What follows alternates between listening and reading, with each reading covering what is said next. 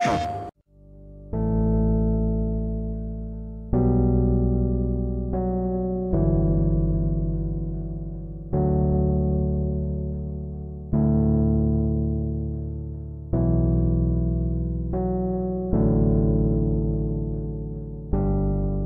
am super duper excited that we're at Comic-Con because to me it's just like popular culture.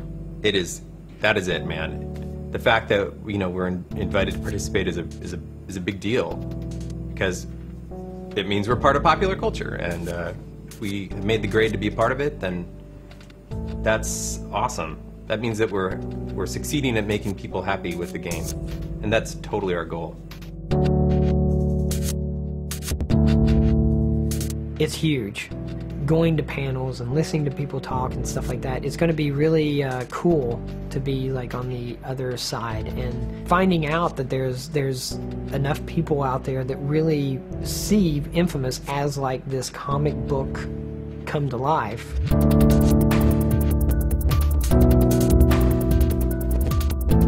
I think when we were doing the original inFamous, we knew we were doing superhero, but I don't think we wanted to do it in kind of super traditional superhero way. Like, the first thing we'd have to tell people is, no, he doesn't wear tights or anything like that. It's like, what if it's a regular person who would get superpowers? It fit more into some of the kind of postmodern stuff, the feel of a modern city in crisis, kind of the dystopian books that had been out in the last 10 years, some really, really great stuff. The most direct influences on inFamous don't come from the comics I read growing up. It's from all the media that was influenced by those comics. It was kind of second generation stuff. So Batman movies, especially the recent Batman movies, have been a big influence for us because they have that sort of spirit of comics in them, but it's filtered through a modern, up-to-date gestalt. The city feels realistic. The characters are flawed. I don't think we wanted to just say, well, here's this comic, let's just go make it, and just change the character. I don't think that would have been a huge failure for us. So this is an honorable treatment of a comic hero.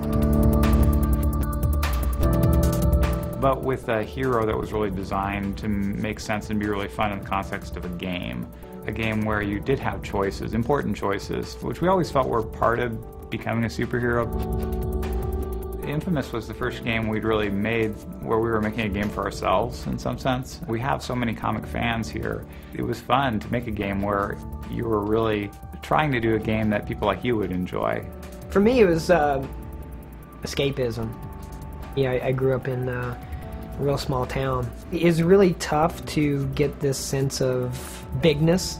Before I got into comics, I was into, Bionic Man and Evel Knievel. There's something out there that you could turn it on and you kind of like have that level of escape. And like with comic books, it was definitely that. All the artists from the studio, we actually make a comic called Atomic Lead. Kind of quit comic for a while, but then kind of got the itch and I kind of start doing my own comic again and print up stuff and Xerox, fold it in half, staple it myself, take it to local comic convention. I think it definitely helps to have that love for that medium, and then you can kind of take that and apply what works and kind of discard the stuff that doesn't work. If you go back to the 1950s Spider-Man when he first started, the stuff is so ridiculous. He's having conversations with his enemies as he's fighting them, like between punches. Now, what I'm about to do to you is, and he's wearing underwear, like this crazy. The powers are kind of the element that's still similar to comic books, but then we're trying to marry that with a realistic environment and an art style that makes it more believable to people who aren't necessarily huge comic book fans. But if you go too real, then some of the stuff that we're trying to do, a guy having electricity powers and crazy supervillains, then that doesn't work anymore. So you want to be in that space where that's believable. Real characters that have real problems. Peter Parker has to make rent. Bruce Banner has to actually deal with being a fugitive. And Tony Stark, he's an alcoholic, and that's the type of character that, Cole is. We feel that people just related to him on a level that even we didn't expect.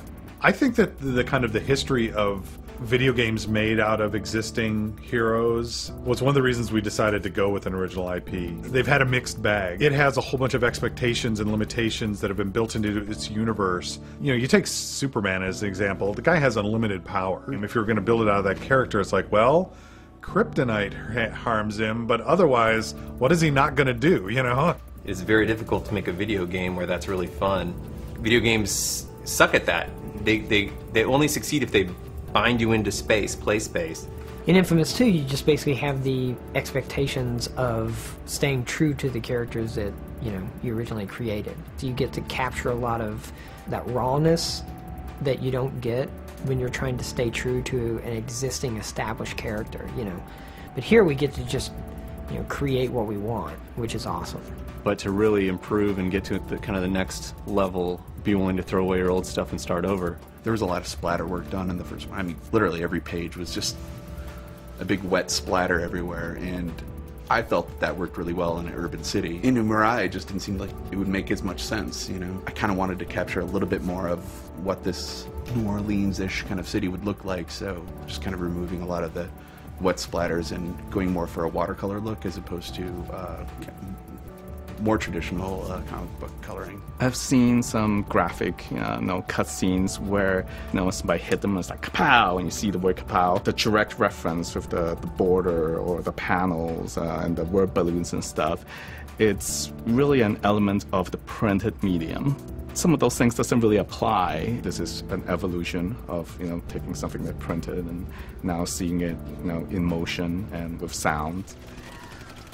Like all art form, is always evolving, which is really exciting. Super, super exciting to be, at that edge. And what we're doing is not a comic book, nor is it a straight, full-on, animated piece. It's actually somewhere in between, and we're trying to carve that little niche.